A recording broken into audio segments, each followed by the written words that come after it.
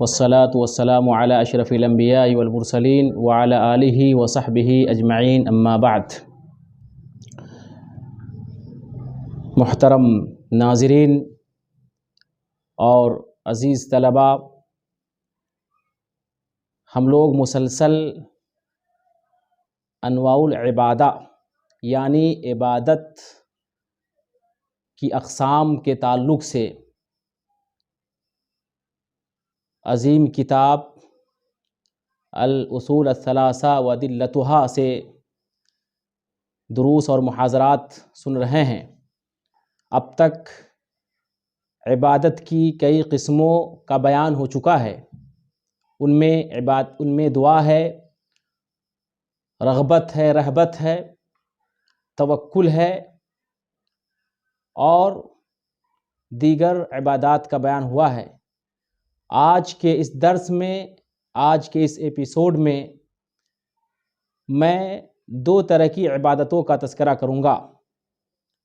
ایک عبادت ہے الخشیہ، اللہ تعالیٰ سے ڈرنا اور خوف کرنا، اور دوسری عبادت ہے الانابہ والتوبہ، اللہ تعالیٰ سے رجوع کرنا، گناہوں سے توبہ کرنا۔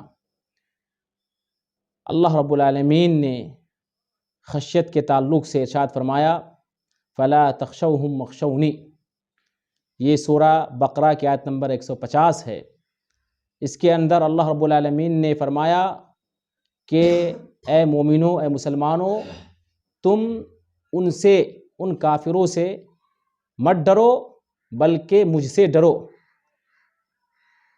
میرے دینی ملی بھائیوں، میں یہاں پر نہایت ہی اہم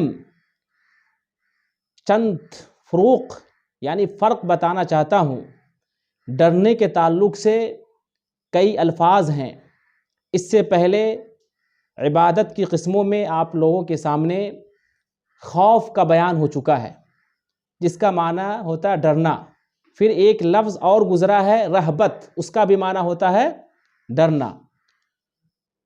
اور آج جو لفظ ہے وہ ہے خشیہ، اس کا معنی بھی ہوتا ہے ڈرنا۔ ان کے علاوہ اور بھی کئی الفاظ ہیں جن کا استعمال ڈرنے کے معنی میں ہوا ہے، اور اس سلسلے میں قرآن مجید میں بہت ساری آیات وارد ہوئی ہیں۔ تو یہ علمی چیز ہے، ہمیں جاننا چاہیے، اور یہ ادبی اور لغوی چیز ہے۔ ان الفاظ کا آپس میں کیا تعلق ہے، اور آخر اللہ رب العالمین نے ڈرنے کے معنی میں الگ الگ لفظ کا انتخاب کیوں کیا ہے؟ اہل علم کو، طلباء کو، علماء کو، پڑھے لکھے اشخاص کو اور مومنوں کو ان الفاظ کے درمیان موجود فرق کو ضرور سمجھنا چاہیے، ورنہ پھر اس سے قرآن کا اعجاز سمجھ میں نہیں آئے گا۔ قرآن ایک معجزہ ہے، قرآن فصیح و بلیغ کتاب ہے، اور قرآن کے اندر عربی زبان کی ندرت پائی جاتی ہے۔ تو آپ سب سے پہلے خوف کو سمجھ لیں، جس کا بیان ہو چکا ہے۔ خوف کا معنی ہوتا ہے ڈرنا، یعنی آدمی اپنی کمزوری کی وجہ سے ڈرے، یہ ہو گیا خوف۔ سامنے والا یا سامنے والی چیز جس سے آدمی ڈر رہا ہے، کوئی ضروری نہیں ہے کہ وہ قوی ہے، طاقتور ہے اور اس کو نقصان پہنچا دے جس کی وجہ سے وہ ڈر رہا ہے۔ تو یہ خوف کا جب بھی لفظ استعمال ہوتا ہے تو اس کا مطلب یہ ہے کہ ڈرنے والا کمزور ہے، کمزور دل کا آدمی ہے۔ جہاں تک خشیت کی بات ہے، جس کا استعمال یہاں ہوا ہے سورہ بقرہ آیت نمبر 150 میں اللہ رب العالمین نے جس کا تذکرہ کیا ہے، تو یہ خشیت اس سے زیادہ خاص ہے، اور اس کے اندر اس ڈر کو کہتے ہیں جس میں سامنے والے کی تعظیم ہو، سامنے والے کی تعظیم ہو، یعنی جو خود ڈر رہا ہے اس سے اس کی کمزوری کا احساس یا کمزوری کا پتہ نہیں چل رہا ہے، بلکہ جو ڈر رہا ہے ہو سکتا ہے وہ مضبوط ہو، لیکن چونکہ سامنے والے کی عظمت ہے، طاقت اور قوت ہے، رعب ہے، اس وجہ سے ڈرنا، اس کو خشیت کہتے ہیں۔ تو چونکہ ہمیں اللہ تعالیٰ سے ڈرنا چاہیے اور اللہ تعالیٰ نے کہا کہ مجھ سے ڈرو، تو یہاں پر خشیت کا لفظ گویا کہ اللہ تعالیٰ کی عظمت، اللہ رب العالمین کی کبریائی کے مقابلے میں ڈرنے کو کہا جاتا ہے۔ اور اسی سلسلے میں اللہ تعالیٰ نے علماء کے بارے میں فرمایا انما یخشی اللہ من عبادہ العلماء، کہ اللہ تعالیٰ سے کما حقہ علماء ہی ڈرتے ہیں۔ وہاں پہ خشیت کا استعمال کیا گیا ہے، خشیہ یخشع خشیتاً، اللہ تعالیٰ سے ڈرنا، اللہ کی عظمت کی وجہ سے ڈرنا۔ تو یہ دو الفاظ ہو گئے۔ اس کے علاوہ ایک اور لفظ ہے وجلن، وجلا یوجلو وجلن، ڈرنا۔ تو اس کا بھی استعمال قرآن مجید میں کیا گیا ہے، تو اس کا معنی ہے استشعار الخوف، خوف کا احساس کرنا، خوف کا احساس کرنا۔ تو یہاں پر آدمی کے اندر کسی چیز کا اندیشہ ہو، کسی چیز کا بھے ہو، ڈر ہو، تو آدمی خوف کا احساس کرے، تو وہاں پہ وجلہ کا استعمال کیا گیا ہے، اور قرآن مجید میں مومنوں کے لیے اس کا تذکرہ ہوا ہے وجلت قلوبہم۔ جب مومن اللہ تعالیٰ کی آیات سنتے ہیں، ذکر سنتے ہیں، تو ان کا دل ڈر جاتا ہے، ڈر جاتے ہیں، اور ان کے دلوں میں ہے کہ نہیں لرزش پیدا ہو جاتی ہے۔ اسی طریقے سے ایک اور لفظ ہے وجسن، وجسا یوجسو وجسن فاوجس منہ خیفتن۔ قرآن مجید میں ابراہیم علیہ السلام کے بارے میں کہا کہ ان کے اندر ڈر پیدا ہو گیا، یعنی ابراہیم علیہ السلام سہم گئے، اور ان کے اندر ایک طرح سے سراسیمگی پیدا ہو گئی۔ تو وجس کا بھی استعمال کیا گیا ہے ڈرنے کے معنی میں، یعنی کسی چیز کا خیال کر کے، کسی بھی چیز کو سوچ کر کے دل میں پیدا کر کے آدمی ڈر جائے، خوف میں مبتلا ہو جائے، تو وہ وجسن ہے۔ اسی طریقے سے ایک اور لفظ ہے رہبتن، جس کا بیان ہو چکا ہے، یعنی اللہ رب العالمین کے عذاب سے، اللہ رب العالمین کے عقاب سے، اور اللہ رب العالمین کی سزا سے ڈرنا، یہ ہے رہبت۔ اسی طریقے سے ایک لفظ ہے شفقہ، شفقہ یشفق شفقاً منہ کا معنی ہوتا ہے ڈرنا۔ یہ عام ڈرنے کو بھی کہا جاتا ہے، اور مومنوں کے لیے بھی اس کا تذکرہ کیا گیا ہے۔ ہم من خشیت ربہم مشفقون، قرآن مجید میں اللہ تعالیٰ نے فرمایا کہ وہ اپنے رب سے، اپنے رب کے ڈر اور خوف سے سہم جاتے ہیں، لرزش میں مبتلا ہو جاتے ہیں۔ تو اشفاق، اشفقہ یشفق و اشفاق باب فعل سے بھی استعمال ہوا ہے، تو اس کا بھی معنی ہوتا ہے ڈرنا۔ تو یہاں پر کل ملا کر کے 6 الفاظ کا استعمال کیا گیا ہے: الخشیہ، الخوف، اشفاق، وجل، وجسن اور رہب۔ 6 کے درمیان بلاغی اور بنیادی لغوی فرق ہیں، اور اللہ تبارک و تعالیٰ نے ہر لفظ کا استعمال کیا ہے، تو اس کا کہیں نہ کہیں بلاغی معنی ہے، اس کا اپنا اعجاز ہے۔ تو اس آیت کریمہ کی روشنی میں ہمیں اللہ رب العالمین کی عظمت اور اللہ رب العالمین کی کبریائی کی وجہ سے ڈرنا چاہیے، خوف کھانا چاہیے۔ اس کے بعد شیخ الاسلام محمد بن عبد الوہاب رحمۃ اللہ علیہ نے انابت کی دلیل پیش کرتے ہوئے لکھا ہے وَدَلِيلُ الْإِنَابَةِ قَوْلُهُ تَعَالَى وَأَنِيبُوا إِلَىٰ رَبِّكُمْ وَأَسْلِمُوا لَهُ۔ یہ سورہ زمر آیت نمبر 54 ہے۔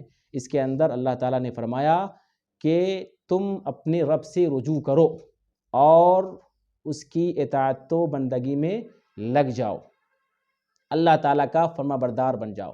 میرے دینی میٹھے بھائیوں، تو یہاں پر انابا ینیبو انابتن کا لفظ استعمال کیا گیا ہے رجوع کرنے کے معنی میں۔ اس معنی میں قرآن مجید کے اندر اور بھی کئی الفاظ کا استعمال ہوا ہے، جیسے توبہ ہے اور اوبہ ہے۔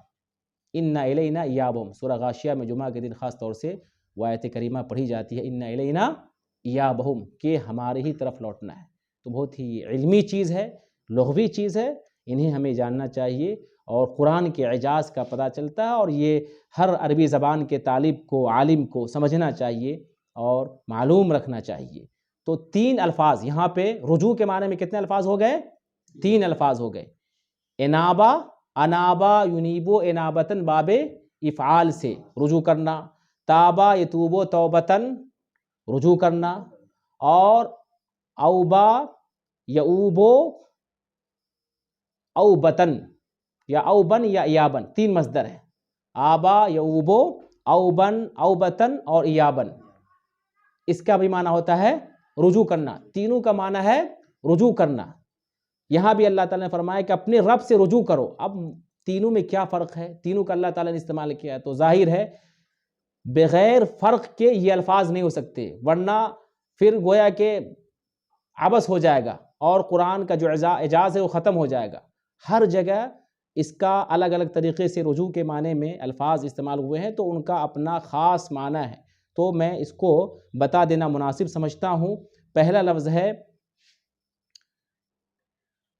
آبا یعوبو اوبن، آبا یعوبو اوبن اوبتن ایابن، اس کا معنی ہوتا ہے مطلق رجوع کرنا۔ کیا معنی ہوتا ہے اس کا؟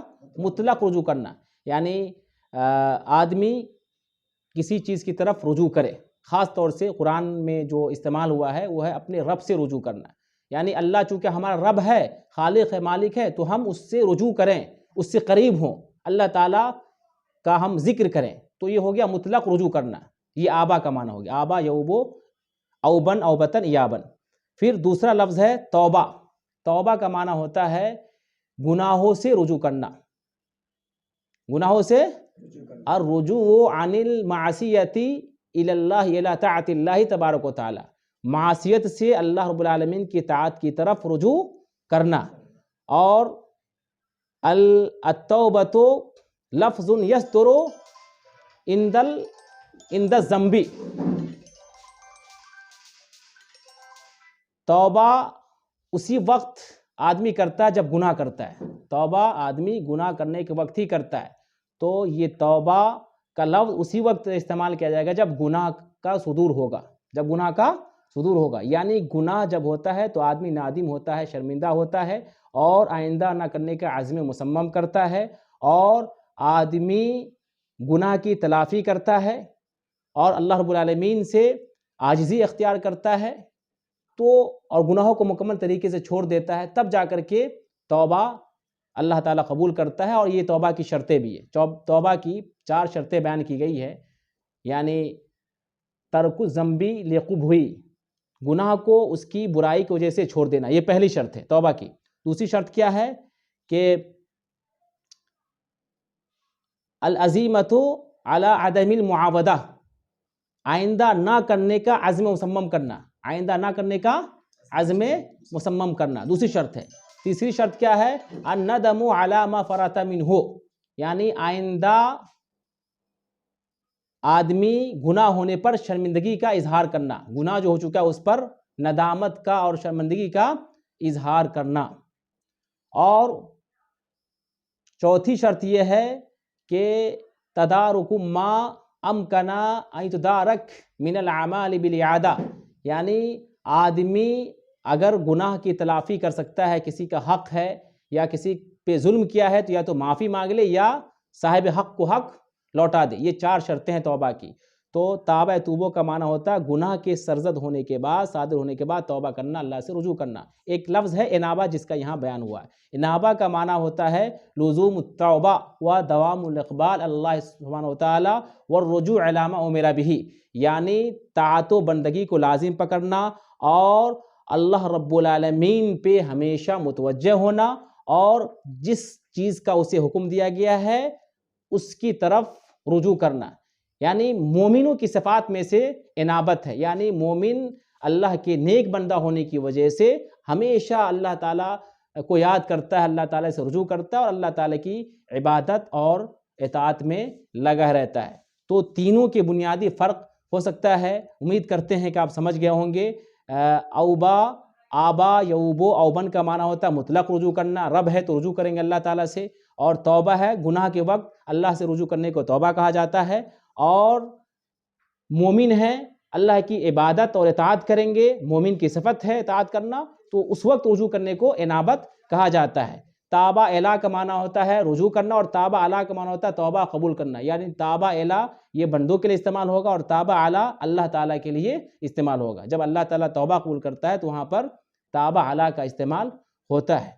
تو اس طریقے سے یہ چند الفاظ ہیں جو عبادات میں شامل ہے، اور اللہ تعالیٰ سے رجوع کرنے کا ہمیں حکم دیا گیا ہے۔ اس کے بعد دوسرا جو لفظ ہے وَأَسْلِمُوا لَهُ، اور اللہ رب العالمین کا فرما بردار بن جاؤ۔ اسلم یسلم، اسلام کا معنی ہوتا ہے فرما بردار بننا، اور اسی سے اسلام بنا ہوا ہے۔ ہمارا جو دین ہے، دین اسلام، اسی لفظ سے نکلا ہوا۔ اسلم یسلم اسلامن معنی ہوتا ہے سپرد کر دینا۔ کیا معنی ہوتا ہے؟ سپرد کر دینا، اللہ تعالیٰ کے حوالے اپنی جان اور اپنی ساری چیزوں کو سپرد کر دینا، یعنی اللہ تعالیٰ کا مکمل طور سے فرما بردار بننا اور اللہ تعالیٰ کے لیے سر تسلیم خم کر دینا۔ تو شیخ الاسلام محمد بن عبد الوہاب رحمۃ اللہ علیہ نے خشیت کو عبادات میں شامل کیا ہے، اور انابت کو یعنی اللہ کی طرف رجوع کرنے کو عبادات میں شامل کیا ہے۔ لہٰذا ہمیں ان دونوں عبادات کو اپنانا چاہیے، اور اللہ تعالیٰ سے اللہ کی عظمت کی وجہ سے خوف کھانا چاہیے، اور اللہ رب العالمین کے بندے ہونے کے ناطے ہمیں اللہ تعالیٰ کی طرف رجوع کرنا چاہیے۔ یہی آج کے درس کا پیغام ہے اور آج کے اس درس کا سبق ہے۔ اللہ تعالیٰ سے دعا کرتے ہیں کہ بار الہ ہم تمام لوگوں کو ان صفات سے متصف ہونے کی توفیق عطا فرمائے۔ آمین۔ وآخر دعوانا ان الحمد للہ رب العالمین۔